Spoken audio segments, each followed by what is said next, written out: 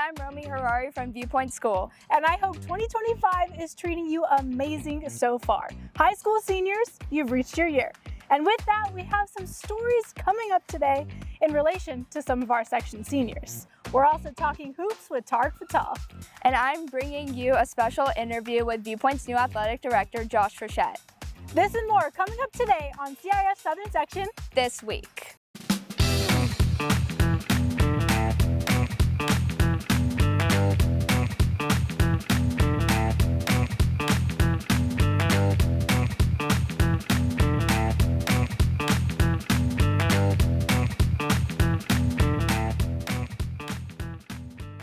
Class of 2025, it's your year. Those of us far beyond graduated, yes, I just said class of 2025. Up first today, we head to Mount St. Antonio College, the well-known home of the Southern Section cross-country finals. While I was out this past championship season, I met two girls from Glenn A. Wilson High School in Hacienda Heights, and they shared with me how the sport took their friendship to new heights. Being an athlete, especially in high school, can spark some of the best unexpected friendships. For Michael and April, this spark happened first thing freshman year. We were trying to look for the weight room because that's where practice was being held. And I recognized her because we ran in middle school together, but she was super, super shy. And I gave her a hug that day. She didn't even hug me back. And then now we hug like nothing and we're best friends. We talk to each other every single day and we've run with each other every day since then. Since then, the memories they've been making have shaped their high school years. I think my favorite memories were always like the last couple of runs before like these super important events. I think one of my biggest memories was sophomore year league was so unreal. It was such a shock to us. We couldn't believe that we were as fast as we were. And I remember just hugging her in tears of joy, just so happy, so overwhelmed with the fact that we did it. And it was such a good experience, and to have my best friend here that I started it with, and then to now finish it with her, I think today adds on to one of the most memorable. From walking past each other every day in middle school to never being apart in high school, these two have brought out the absolute best in each other. I don't know where I would be if you weren't there to listen to me all the time, and you always make me feel heard, and I hate not feeling heard. So having you there to listen to me is like literally everything to me.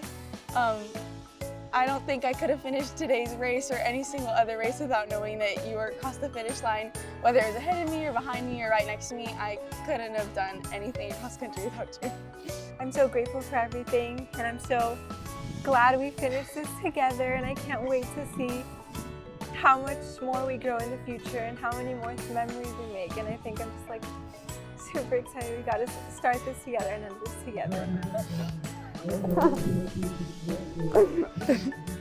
And they thank cross country for that. It just made our friendship so much stronger. I just knew I could always depend on her in a race and in real life, and regardless if we were on or off the field, I knew she was there for me, and it just built a different kind of bond that people not in cross country don't understand. You have such a strong bond with your best friends on and off the field, and when you're running, you know that they're there, and it's like your minds are synced. If one of us not having a good race, you know that they're there for you. I love cross country. Yeah. As much as I say I don't like it, I like it. They are truly such sweet girls, and I'm glad I met them. I wish them the best of luck in what's to come next. And speaking of what's to come next, our fall athletes are officially moved on to their next feat. Whether that be a winter sport, some off-season conditioning, or a hobby of a whole different ballgame. Let's head to Newberry Park, where one of the champion Panther football players shares how he spends his time when he's not on the football field. The life of a high school football player revolves around the sport majority of the year. Newberry Park's Joel Gonzalez Aguilar is one of those football players. I'm just a normal guy. I'm just trying to do the best I can. So when it's not football season, he has quite a fun way to pass time: training and riding horses. I've always liked horses as a kid. I grew up around them. My uncle, he would just always throw me on the back of one because he had them. That's how it started mainly. And then when I went to Mexico, my uncles, they train horses there professionally. So I just started picking up the cues and asking how things roll. From trail rides to dances, spending this time with the horses is Joel's go-to activity. When I need something to like get my mind off something, I just try to go to horses as much as possible. I mean, I think the more you're around horses, the less you want to be around people, so. Joel spent all 4 years playing for the Panthers and was a big part of the success their program has seen. When I was a freshman, I came in with this school. We weren't known. We weren't known for much. We weren't a winning school. Coach Joe comes in my middle of freshman year. Sophomore year is when it really starts, and we really started big his first year. We made it to the playoffs, and it's just the mentality Coach brings. It's a whole different school when he came. When Brady knew when he was learning how to throw, I was learning how to snap. As you can imagine, when it comes to football season, Coach Joe Smigel says no horses during season. I follow the rules. Maybe if I can go Saturdays, Sundays, I work them from the ground. I don't get on, as you said, no horses. But yeah, I try my best. As graduation approaches, horses will stay on Joel's agenda. I still want to go to college, and I'm looking at some college classes like equine science. I want to study and pursue equine science. Science for horses, like you could become an equine veterinarian, or you could do farrieing, like shows, manage shows for horses. You can learn a bunch of jobs and get a bunch of jobs from equine science. He doesn't have his own horse yet, but that's on his agenda too. I haven't had my own. I've always wanted to purchase one, but I think when I get to my 18th birthday, somewhere around there where I can buy my own things, I'll probably buy one. Shout out to the Panthers for their great season. Now also on the football field, sharing the thrill of Friday Night Lights, stands high school cheerleaders. This season, I got the opportunity to meet one of those cheerleaders who has used her sport and her teammates as her drive to help get her through the hardest time in her life. Meet Lola. Friday Night Lights in high school are filled with exciting football play, fired up student sections, and cheerleaders leading the crowd. Foothill High School senior Lola Cloberdans is one of those cheerleaders. Cheer is an important part of Lola's life. It's how she makes memories with her best friends. It's something she wants to pursue in college. And most importantly, she feels it's a way she stays connected with her late mother. End of sophomore year into my junior year, I lost my mom during cheer tryouts. It was definitely hard to keep going without her and knowing that I can't go home and tell her how tryouts went. As Lola and her brother Zach pushed through day by day, another tragedy came their way. I lost my dad 3 months after my mom. It was really, really hard experience. You're never gonna be able to heal fully from that, but it makes me see things in a very different way, going from having both of my parents to losing both of them. Both of Lola's parents suffered underlying health conditions. Losing parents at any age is heartbreaking, but Lola says she uses cheerleading to help her stay positive and look towards her future. I ended up continuing with cheer because I knew my mom would be proud. She did cheer when she was in high school, so I don't think I should have just given up because it's something that makes me really happy, and I definitely don't think I'd be who I am without it. It definitely made things a lot easier, and I had my whole team and everybody supporting me. In high school, as a girl, you need your mom. When you're 16, there's so many things that I just know that I ran to my mom for, and I think for her maturity has gotten her really far. I had a similar situation as Lola when I was in high school. I'd also lost my dad, and so I think it's kind of painting a bigger picture for yourself, and I've been really trying to help Lola see that we're here for her, and you only have 1 year left, but you don't have 1 year left of me and my support, kind of a thing. And so I hope that helps her know that she's able to go far and do whatever the heck she wants in life.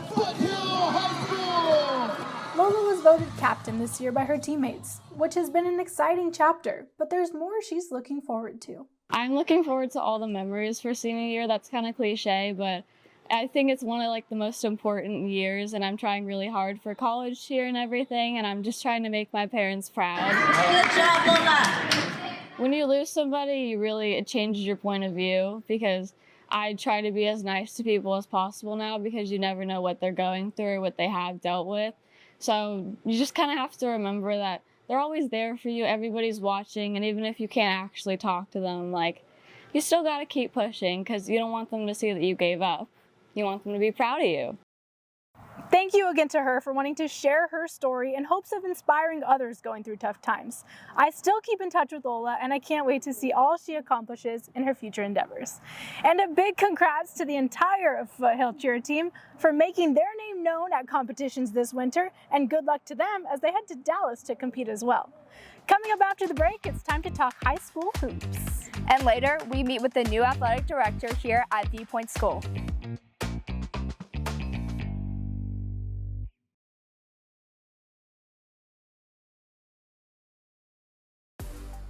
Welcome back to CIF Southern Section this week. The winter season is well underway, and Tarek Fatal, aka the Hoops Master, has all the deets on some section standouts. Taylor, it is high school basketball season. Now, it kicked off about mid-November, but here in the Southland, as we creep into 2025 and get deeper into the season, league play starts, the postseason starts in February, but I'm going to do my best to tell you about the top teams to watch, the top players to watch in the Southland. You know why? Because high school basketball might be the best in the country right here in the CIF Southern section. And when you start to talk about the talent, the teams, the coaching, you have to start with Harvard-Westlake, the two-time defending CIF State Open Division champion. That is the highest level you can go in California. They're the Southern Section champions. They've gone on to win the CIF State Open Division championship, and here's why. Their best player is Duke commit Nick Kamenia. 6'9", can shoot it, can pass it, can rebound, can defend. He is the anchor and arguably the best player in the whole state. If Harvard-Westlake finds a way to win a third CIF State Open Division championship, Nick Kamenia will finish with 3 of them. That's right. So he won his first as a sophomore, won last year as a junior, and now he's eyeing a third as a senior. His go-to teammate, Joe Sterling, a sharpshooter who transferred from Crespi. He's only a junior. Keep going down the list. St. John Bosco, loaded. They tend to be the top contender to potentially win the CIF Southern Section Open Division Championship this year. Brandon McCoy, #1 junior guard in the country, LZ Harrington, and junior 5-star forward Christian Collins, who really, you're talking like a 6'8", 6'9" wing forward, can shoot, can dribble, do everything. He's got all the high majors and blue bloods after him, like Kansas, UCLA, and Kentucky are all over Christian Collins. That team is loaded. Then there's Eastvale Roosevelt, led by Braden Burries, who will likely be in the McDonald's All-American game this year.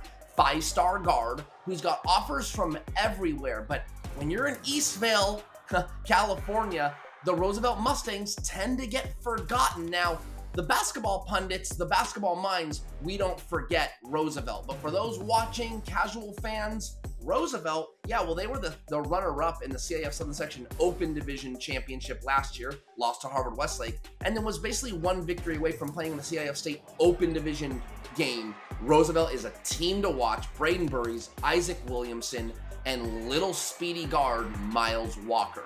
One more major team to keep an eye on is Notre Dame out of Sherman Oaks. They're in the Mission League with Harvard-Westlake. They've got #1 recruit Tyron Stokes, who's a junior, and already 6'8", 235 pounds, can shoot, can dribble, can dunk. He does it all. He defends, he blocks, he rebounds. Really, really standout player, likely to be a pro in just a couple years. His teammates, Lino Mark, going to Rutgers, and wing Zach White. Very, very talented team, all vying for an Open Division playoff berth. Couple more players to get to, and just the storylines to keep an eye on. Inglewood's Jason Crow Jr. scored 55 points in a game at the Classic at Damien. He's averaging close to 40 a game. He's only a junior, and he's only 16 years old. Keep an eye on Jason Crow Jr. One of the hidden gems in all of California high school basketball, especially here in the Southland, is Anto Balian of Pilibos High School. Small Armenian school, an Armenian national player just as a high schooler. Anto Balian committed to Pepperdine, a senior, averaging more than 30 points a game. Tremendous, tremendous talent. 3 more players to keep an eye on. Gene Roebuck from La Mirada, one of the top sophomores in the country. Peyton White, a Nevada commit at Crespi, strong, explosive, very, very good player, also plays in the Mission League for the Celts, a 4-year varsity standout. And lastly, one of the high-scoring forwards in all of Southern California, but he's located in Orange County at Anaheim Canyon High School. That's Brandon Benjamin, another player that averages around 30 points a game. Those are the players and teams to keep an eye on this high school basketball season in the CIF Southern section. I'm Tarek Patel from High School on SI. Taylor, back to you. Thanks, Tarek. Basketball playoffs are just around the corner, and we all know we have some tough matchups in Southern Section basketball playoffs. I can't wait for that. The next episode, we'll dive into some of the section standouts on the girls' side. Coming up after the break, how the new state-of-the-art Intuit Dome is showing their love for high school basketball. And their neighbors across the street at SoFi also joining in on the high school fun, honoring coaches. As we head to break, here's a caught-on-cam moment from legendary sports media.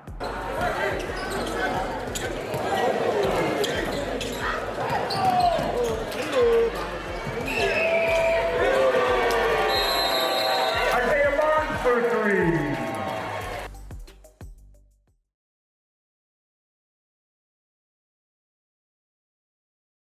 Welcome back to CIF Southern Section this week. The Intuit Dome is the country's newest and most high-tech arena. And they are showcasing their love for high school basketball teams. The Intuit Dome in Inglewood, home of the Los Angeles Clippers, is the country's newest and most electrifying state-of-the-art arena.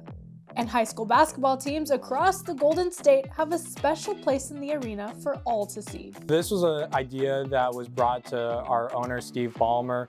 It was an idea he was very passionate about starting back in the early years of building this arena, and was something that he continued to be passionate about as the arena got closer to opening and made a strong push to see done. And we didn't want to short any high school from not being a part of this, and that passion that he had, we continued to bring, and we were able to do so and allow us to get these over 1,500 jerseys. The over 1,500 jerseys decorate 8 giant walls across the concourse. So for each high school, we were able to allow the high school to pick their color, their jersey number, if it was a home or an away jersey, and allow them the creativity in order to choose the jersey that was able to be displayed in the arena, as we wanted them to get creative with it and feel connected with the arena. As high school athletes get the opportunity to play games at the arena, they now have a little something extra to smile about. A lot of schools were very excited about this. They couldn't believe that an NBA team would go into this depth into giving back to the community, and even more so, schools in Northern and Central California couldn't believe that we would be reaching out to them. So the response was great. We're really happy that we're able to get all these high schools to be a part of our new arena starting this opening season as well as for years to come. The masterminds behind the project made it easy to find the jersey that makes you smile most. When you come to Intuit Dome, you'll see this jersey icon on the wall in our main concourse. And when you tap your phone to the icon, you'll be able to be directed straight to a link that will take you to the jersey wall, where you'll be able to search for your jersey, and it will give you directions to find your jersey in our arena. You'll even see some familiar last names being displayed. We have 71 former Clippers players who played for a high school in the state of California, and their jerseys are turned around backwards to allow those players to be represented and seen by all fans who come and visit Intuit Dome. Pretty neat to see all those. Yeah, and they're officially in the swing of hosting high school games there, which is also pretty cool to see. Moving right across the street from the Intuit Dome to SoFi Stadium, the Los Angeles Chargers and the Los Angeles Rams honored football and flag football coaches across the Southland. Starting first with the Chargers. For nearly 2 decades, they've honored coaches with their Coach of the Week program. And as the high school season came to an end, the coaches were recognized on field with a halftime presentation, as well as a special Coach of the Year surprise. From the Southern section, Orange Lutheran's Kristen Sherman took home the title for flag football, and Yorba Linda's Jeff Bailey took it for tackle. Over to the Rams now. Amy Campbell from Ayala High School was the first place winner for flag football Coach of the Year. And Coach Guy Gardner from Palos Verdes High School was the 2024 LA Rams High School Football Coach of the Year. It was a super neat experience for all of the coaches who were honored. After the break, it's time to meet one of the section's new athletic directors, and I might be kind of biased because he's the best one.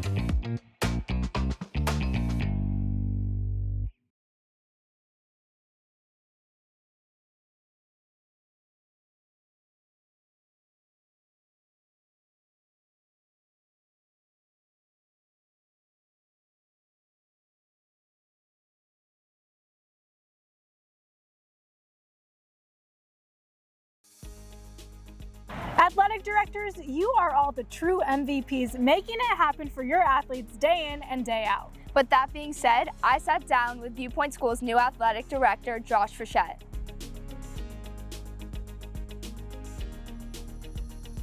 I think bringing it back and taking a look at like, what are we here for? Why are we doing this? What's our purpose? Kind of like crafting a mission statement. For sure. You know, would be super interesting to see and like for prospective families so they understands like the broader picture of Viewpoint 100%. Athletics and Viewpoint School.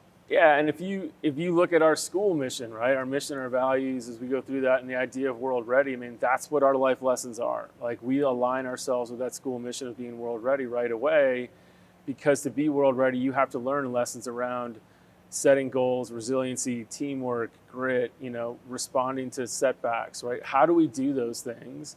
How are we going to be our best selves, right? I think at the end of the day, if we teach those lessons, our athletes get a chance to be the best they can be at that moment, and that makes our community better, and right? And now we send them out to be world ready because they have these skills about how to work with each other, how to work with themselves, and how to be their best selves as they go forward. Yeah, especially in that student athlete piece, talking more. I know you mentioned how you were an English teacher and you expanded upon that and how teaching really led you to coaching, but that student athlete part, because I think we lose sight of the fact that there's a hyphen right there. There's a student in front of the athlete. And it's true. I think when the more the focus is on the end result, the more that first word goes away. But here, at least, keep in mind that it is a student athlete experience. Yeah. You know, and that it's a part of what you do. It doesn't have to define exactly what you do. And I think that's what kids have to consider as they move forward, right? Because the higher level you go, the more that's going to define what you are and kind of how your experience is going to go. Yeah, I think it definitely shifts as you move to the higher level, as you just said. But it's really nice that here it fosters that hyphen right there where you can have both sides, and the faculty, the teachers that are coaches, even the teachers that aren't coaches recognize that, and they can see that, look, you're a student as well as an athlete. So prioritizing both. Sure. Something really important. And if we're doing our job, and I think we are, right, it's a partnership that continues, right? And whether that's academics, athletics, or arts, right, we're all trying to teach the same things with different methods, different tools, different experiences, and different language. And however that connects with our kids gives us an opportunity to kind of build upon that as we go through. Shout out to Viewpoint Sports Media class that helped to bring this interview to you.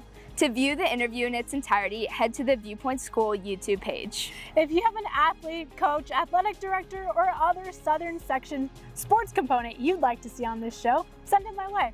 That's all for this episode of CIF Southern Section this week. See you next time.